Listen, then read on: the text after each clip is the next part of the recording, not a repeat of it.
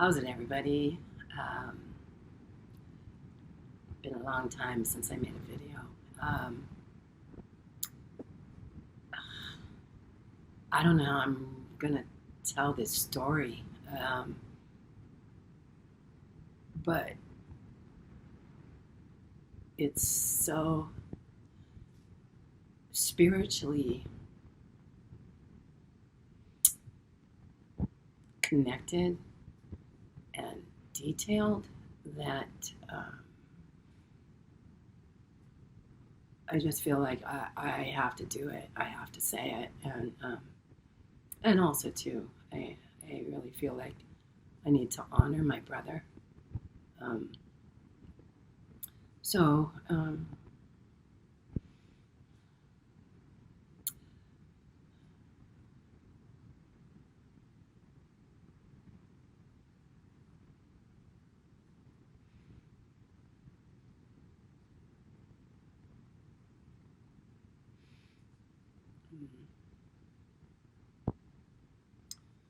my brother Michael passed away 2 months ago. Um, oh wow, 2 months today actually. um, he'd been sick for a long time. Um, you know, 4 years ago, um, the team of doctors told him, told me, told us both that because of what was wrong with his health, he wasn't going to live past 3 or 4 years. And so we knew this. He knew this, and it's true. It's been 4 years, and he had some really serious health issues, and really, I mean, how somebody who was that sick managed it. I don't know. He didn't. And I think he chose not to. He sort of half-assed it, I guess. But that's making a decision as to what you're going to do. But he knew what the outcome was going to be. It wasn't a secret, so I think him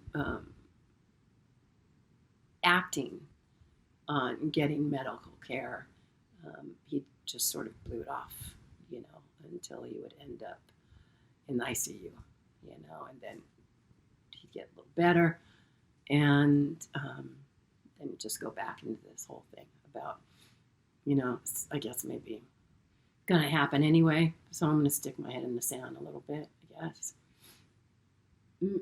I don't know, but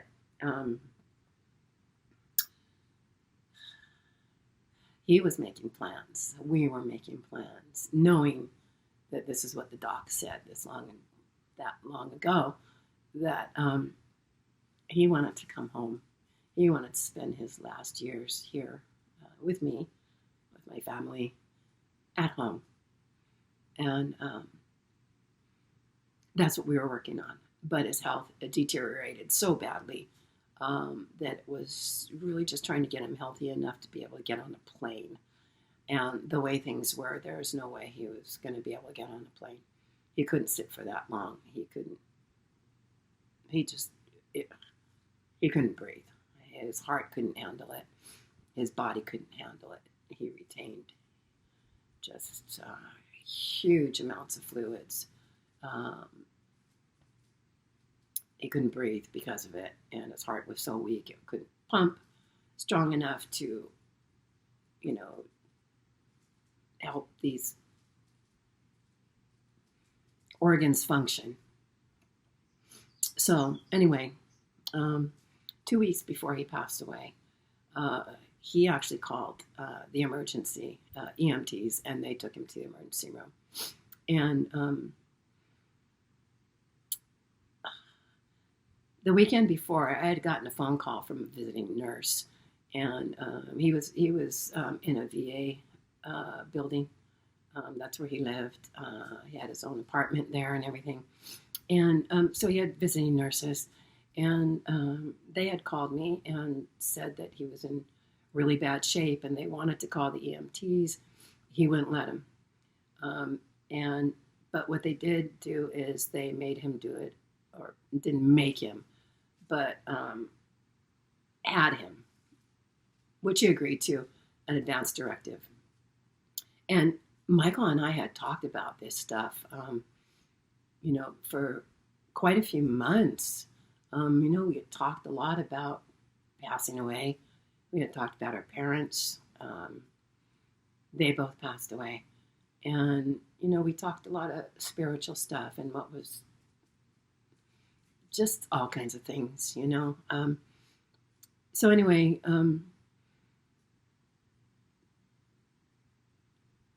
they got him stable. They didn't think he was going to make it the first night. And the entire time that he was in the hospital, when he was able to talk, when he was able to actually get on the phone, I spoke to him many times.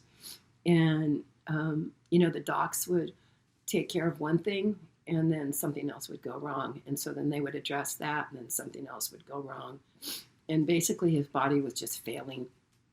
And but he made the decisions. He made all the decisions. And when he wasn't able to make the decisions in the beginning, I followed the advance directive and stuck by that because that is what he wanted. And I was going to follow it. So he looked like he might actually was going to make it through this. But they did all these extraordinary things. And with his heart and his lungs and tubes and all kinds of things, and even coming down to intubating him, trying to get him stable so that they could do a surgery on his lungs, which was really, I don't know why they even wanted to do something like that, because he was sort of barely hanging in there. And so 2 days before he passed away, and it looked like he was really doing really good, he developed pneumonia. And then it just went down fast. So I've been getting phone calls from the teams really early in the morning till late at night. And they were calling for me for all these things. And I was calling the hospital. So it was a lot of just trying to get through this really impossible situation. And so finally, the last day, which was the 17th, he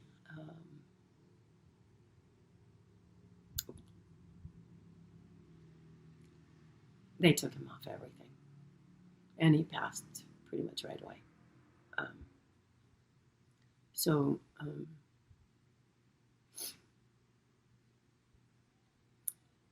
after that, Kevin and I had to go to the mainland to go and take care of his personal things. And when we were flying to the mainland,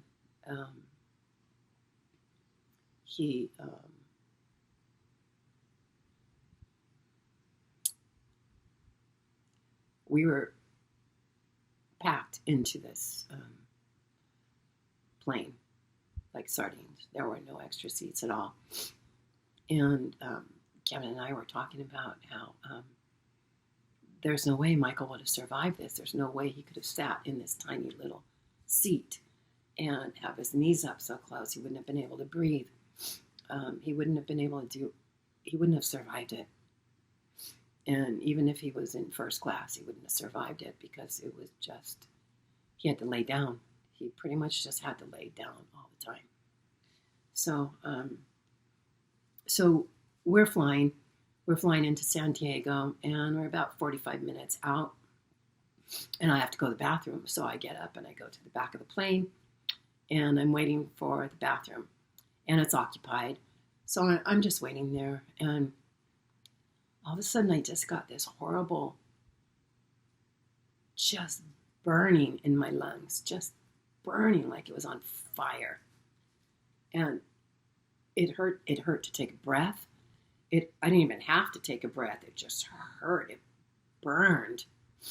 And then my heart started hurting. But it wasn't my heart. It was like up under my rib cage. It wasn't even my heart.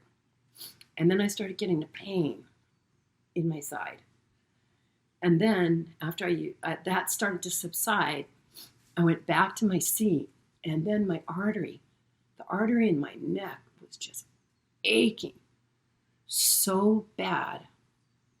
I've never felt anything like that. And so I was telling Kevin what was happening.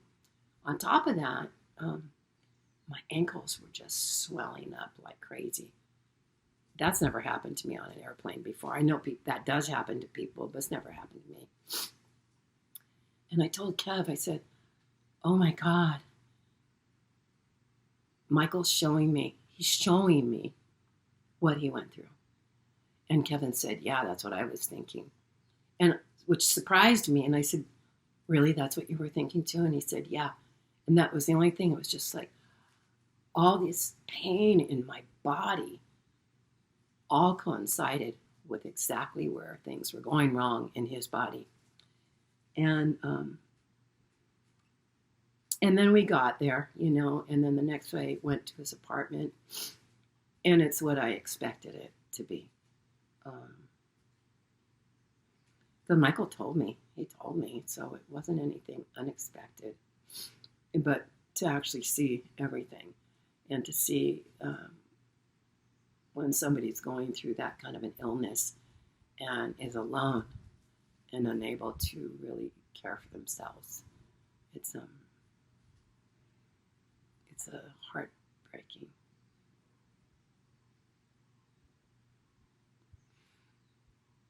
thing.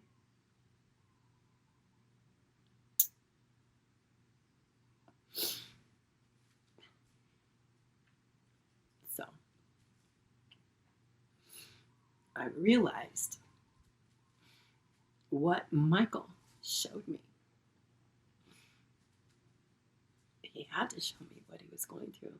He had to show somebody because there was nobody there to witness it. The docs were there. But doctors, they're trained to heal the body. They're trained to heal the body. This thing happens, they address this. It causes something else to happen, then they address that.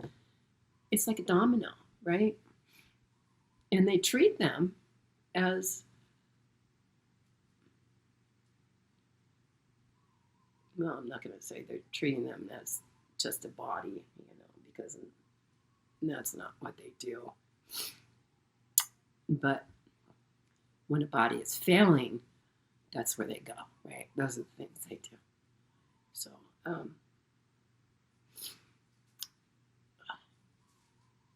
I realized that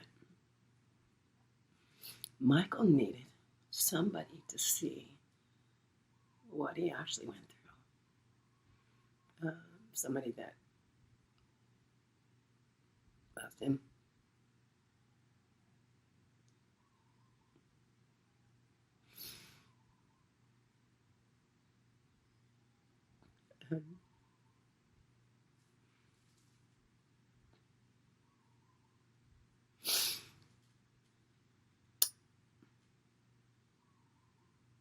He didn't show me as bad.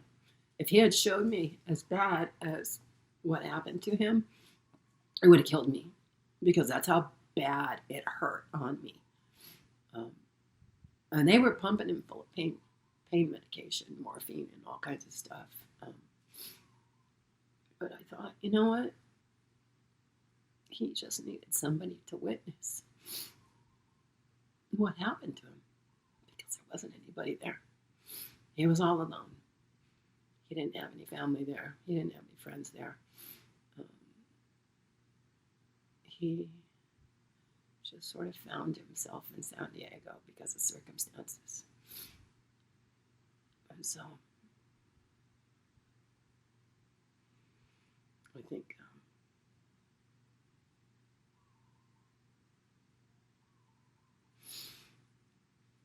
think if we can do that for somebody, even after the fact, to be able to say, I understand. I understand what you went through. Just acknowledge it.